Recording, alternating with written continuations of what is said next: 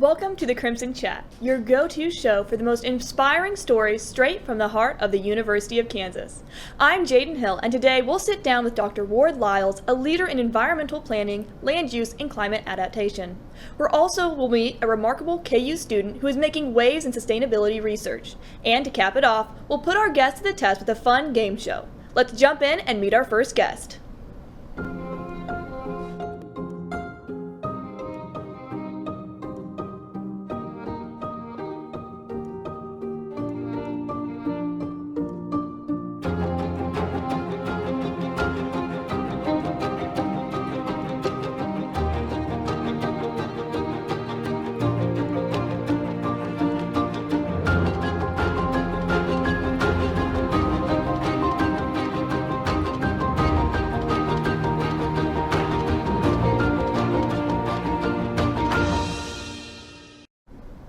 Joining us today is Dr. Ward Lyles, an expert in sustainable planning, climate change, mitigation, and the role of emotions and compassion in public service. With a background in city and regional planning and a passion for inclusive education, Ward's work is transforming how we think about how we build our natural environments. Ward, welcome to the Crimson Chat. We're really excited to have you today. Thanks for having me. Yeah, of course. To start, can you share what inspired you to pursue a career in urban and environmental planning? I've been fortunate to have a lot of great mentors who helped me shape my career, and when I was between my master's and my PhD living in Madison, Wisconsin, I was working for a nonprofit, and we were advancing transportation and land use policies for the state. And I got lucky because my boss ran for and was elected mayor of Madison. And he kept talking over and over again about how if we don't build places worth caring about, we won't solve any of the problems we care about in our society. So that led me to think that as an environmentalist and someone who cares about equity and justice, we have to get our cities and suburbs right if we want to take care of natural places as well. It's an amazing way to look at it. I've never really thought about that, but I can totally see how that transcribes into what you're talking about. And speaking of your research, you cover a fascinating range of topics, from climate adaptation to returning land to Indigenous nations. What drives your interdisciplinary approach? Curiosity. I mean, being a professor is an amazing job, getting to interact with students in the classroom and getting paid to be curious and go out and learn new things. And I have colleagues who become passionate about a very specific thing and get really deep about it. I tend to get interested in lots of different things and like to see the connections between them. And did you have multiple majors? Have you always stayed on the same track? What does that look like for you? So I talk about in function, I had 4 different majors in college, but I had to pick in sophomore year. So that was the year I was really into geology, but I started thinking I wanted to be a veterinarian and maybe doing biomed type stuff, and later did creative writing, not well, and environmental ethics. So my interests have always been bouncing around, but they come back at the end of the day about how do we live in communities well together. Wow, that's really amazing.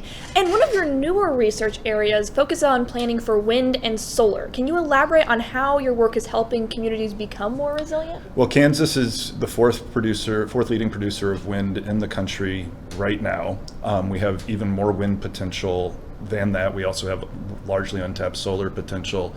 But if you talk to the companies that develop wind and think about it from a national perspective, we have 3,000 counties around the U.S. and they control land use.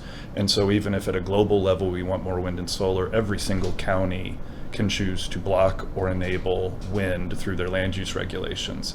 And so working with Ian, who you'll speak with in a little bit, we have tracked down the regulation for every county for wind and solar in the state and can begin to try to understand why are some counties aggressively trying to attract wind and solar into their counties while others are trying to block it.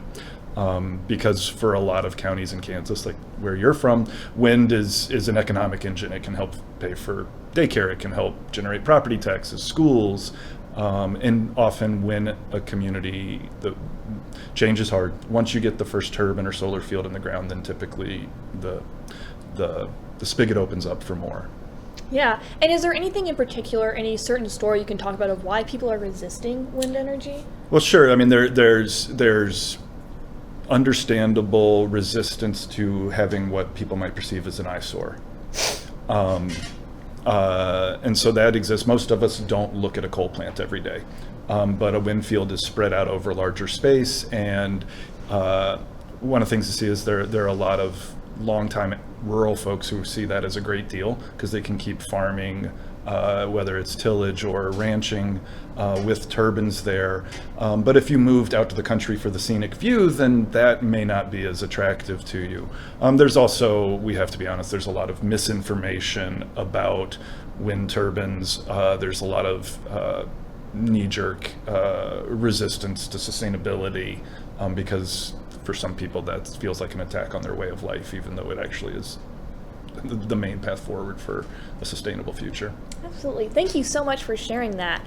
And you've also written a paper on emotions and public engagement, kind of going right into this, that won Best Paper in the Journal of American Planning Association. How do emotions and compassion shape public service and policy making, kind of like what we've been talking about? Well, I mean, public servants typically are qualified for jobs that would pay them more, have better benefits, but they have a sense of duty to our communities. And so people show up for public service jobs, but we saw during the pandemic it became open season, verbally threatening otherwise on public officials, not elected officials who kind of sign up for part of that job, but just people who got a degree, like a journalism degree or whatnot, and decided, I want to serve my community with it.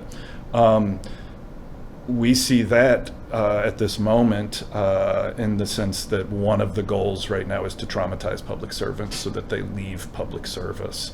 And if we can't acknowledge that doing public service can be hard, because you have to stand up and members of the community may or may not like your decisions. And sometimes people increasingly people feel empowered to yell and scream at people just trying to do their jobs. And so if we can't acknowledge that, then we're going to burn folks out. And people begin to feel isolated and they leave public service at a time where we need public servants more than ever. Absolutely, and I think that's a really great thing going into, like you said, after the pandemic, we saw a huge amount of just crazy behavior just all the way around. And I think that's just continued and it's been a little bit normalized. So I really appreciate your approach to that. And teaching and mentorship have clearly been a big part of your career. And we're going to be talking to Ian later, who's someone that you've worked with. But what is the most rewarding part about working with KU students? Well, I've had the opportunity to work at a number of big public universities as a grad student, and one of the things that's true at every public university I've been at is the top-end student is as good as the top-end student anywhere you're going to find in the country. But I like being at a place like KU because I get folks who, when they were coming out of high school, college wasn't an option or it wasn't the right option, and they spent time in the military or they spent time working and they come back. And historically, we've had a lot of students for whom coming to KU was a generational change for their family. And it's just fabulous to get to work with young people who are excited about the future and what they're building. The emotions comes back though, because in the classroom, if you're teaching about climate change, if you're teaching about legacies of racism and sexism, if you're teaching about these topics, they're hard emotional topics. And so part of the emotion and compassion work comes in also in working with what puts a human brain in a good learning space. And generally speaking, being really scared or being really defensive or these things don't help you learn. And so trying to understand, I've had a chance to work a lot with our Center for Teaching Excellence, which is amazing, and understanding the science of learning is so fundamental. Wow, it's a really great way to approach teaching, and I think that you are very open to what your students need, and that I'm sure allows you to be a really good professor. Beyond your research and teaching, we hear you're involved in several initiatives promoting diversity and inclusion in academia. What steps do you think universities should take to foster a more inclusive learning environment? Well, at this moment in time, universities have to stand up and defend work that is about, at a fundamental level, kindness and sharing, working in communities. And fundamentally, that's what DI is about. It's not a division-oriented strategy, although it is often framed that way. Here at KU, we've had a lot of people for a long time that have worked very hard on these issues, but we've seen some really steps back in the last few years, like shutting down the Women Gender Studies Center and other centers this past fall. I think it's part of the reason that some of the attacks from the federal government on DI aren't as present on campus right now is, unfortunately, our university kind of got ahead of the game of undermining some DEI work. We'll see how it goes forward because, again, diversity, equity, inclusion, they're fundamental to every moral framework that we have, whether you're coming from a religious or a philosophical standpoint, and they're fundamentally rooted in kindness. Thank you. And also, thank you for just sharing your expertise and your passion for sustainable planning, and also just all the amazing things that you've done. It's been a pleasure having you on the show today. After the break, we will meet a KU student whose work in making a real impact in the world of environmental sustainability is making huge impact. Stay tuned.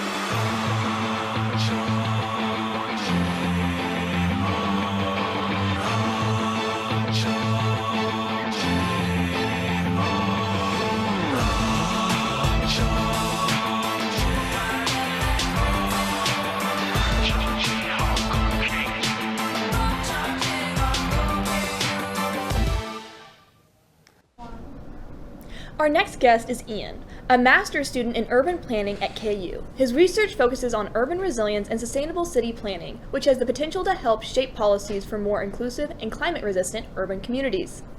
Ian, welcome to the Crimson Chat. We're really excited to have you here today. Thanks for having me. Of course. What inspired you to pursue urban planning, and what led you to KU? So I did my bachelor's in urban planning, but not here, but in Kenya. So I did my undergrad in Nairobi, and then it was under planning, but it was much more of the technical side of planning. And then while I worked at the planning department in Nairobi, I realized that I might need some more knowledge in terms of policy work. So that's what led me to apply to KU, because it has like the #1 school in local government in the US. And so I was like, well, it doesn't hurt to go to the best school in planning. So I was like, yeah, this is the spot for me. Definitely, yeah, it definitely doesn't hurt at all, and we're really excited to have you here on campus. Can you explain the difference between technical urban planning and what it necessarily means for policy making? Yeah, so the technical urban planning side is where you find the drawings. So all those map work that you see, or let's say when the mayor is unveiling, let's say a project, and then they show these cool rendering and drawing. So that is the technical side of planning. But on the policy side, it's more of what goals do we set to achieve, let's say the things that the mayor wants to achieve, or what are the objectives, let's say what are the vision that people have within, let's say, a community, and that is kind of like the policy side. Yeah, that totally makes sense, like you said. And you have a lot of vision, and your research focuses on planning for wind and solar, which is truly fascinating. Can you break it down for us and explain why this is important? So, like Dr. Lyles says, so in Kansas we have one of the best solar resource and wind resource in the country. But then there was a report that was done not last year, but in the December of 2023, and then the developers within the renewables said that the largest impediment to the development of solar and wind is actually local regulations. But then when you go to look at, let's say, what are the studies, what are, let's say, the opinions that people have about this thing, it's quite lacking. So you're like, okay, we need first to understand what is the local landscape in terms of these regulations. And what we did is first collect all that data. And then after collecting the data, we had to build an online website where we have all the data in there, and then anyone can go in and access it. So it's GIS. So what by GIS it means it's a geographic information system. So it kind of looks like a Google map if you like, and then it has all the data that you need about whether it's wind or solar. You can just go in and grab it. And so this data that you're collecting will help you guys make policy changes within counties in Kansas? So we technically are not the ones making the policy, but we are the ones kind of trying to help them, inform them on how best you do it. So let's say if it's counties, we have counties in Kansas which do not have, let's say, the staff or the planning staff to do those regulations. But if you have the system, you can kind of see what are other counties doing. And you actually don't need to have, let's say, a massive staff to do it. So you can go in, see what other counties are doing, and also try to replicate it within your county. And then it also helps us as researchers to understand, okay, those places that are blocking, what is leading to them blocking, and those who are enabling, what is making them enabling. So that when you're coming to, let's say, set up a policy, maybe at the state level, so you want to find out, okay, if I do this, then more counties will accept it. So that is kind of what we're doing on the research side. Yeah, that's fascinating. I never would have thought about what all goes into making policies on the county level and how that affects the whole state, especially thinking about sustainability and environmental change, which can definitely be something that's resisted, as we talked about in the previous interview. And how has your experience at KU helped shape your academic journey and your research journey? I know it's an academic environment, but most of the thing that we like to say is that the connections that I made here at KU are kind of much more important to me than, let's say, just the academic piece of it. And I've come to learn about good people, wonderful people, very brilliant people, and working with Dr. Lyles has been, let's say, the topmost of my career. It's not a career, but my journey here, it's like that has been the icing on the cake. Speaking of Dr. Lyles, he is a leading expert in the field, as you discussed. How has working with him influenced your studies and your career aspirations? So Dr. Lyles, I only took one class or two classes with him so far, but it feels like I've taken 10 classes with him. And over the course of our interactions in all our research and engagements, I've come to learn more on sustainability, environmental planning, kind of tapping onto the research and the knowledge that he has kind of collected over the years. And also through him, he has also linked me to other professors within KU. So I've been linked to a professor in law, been linked to another professor within planning itself, I've been linked to another professor in the economic side. So it's like he's like a node where you can just tap in and then you get linked to all these other different interdisciplinary areas. Yeah, that network is absolutely vital, especially what you're going into and needing to know so many different things, it being so interdisciplinary. Absolutely.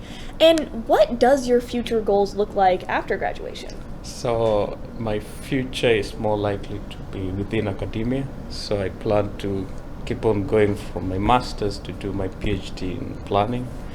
And over the last 4 months, that's what we've been doing, kind of checking the schools, he's been helping a lot, linking me to other professors from different schools, other departments, other programs, and I intend to kind of keep on going, and one day maybe I'll be like him. Well, I think that's a wonderful goal. Dr. Lyles is truly an amazing person. Ian, thank you so much for coming in today, for sharing your experience, what it's been like for you at KU. After the break, we will test Ian and Ward's knowledge with a game show. Stay tuned.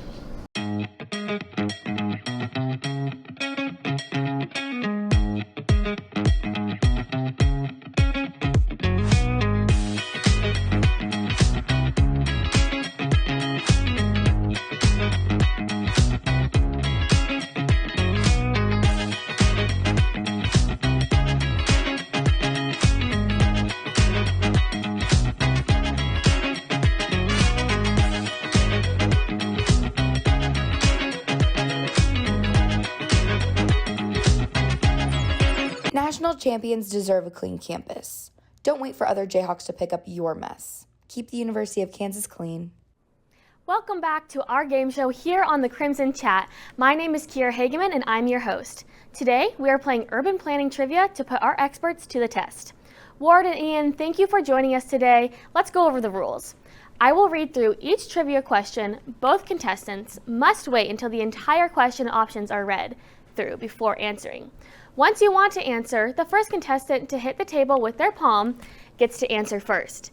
The next contestant will then give their answer.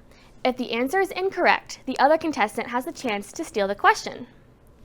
So let's start with our first question. First up, which city has the largest number of skyscrapers? And let me give you your answers. We have A, New York City, B, Dubai, C, Hong Kong, or D, Tokyo. Yes, Ian. C. C, Hong Kong. And Ward, what's your answer? I'll go with Tokyo, please. Tokyo. All right, let's see. The answer is Hong Kong. So that's 1 point for Ian and 0 for Ward.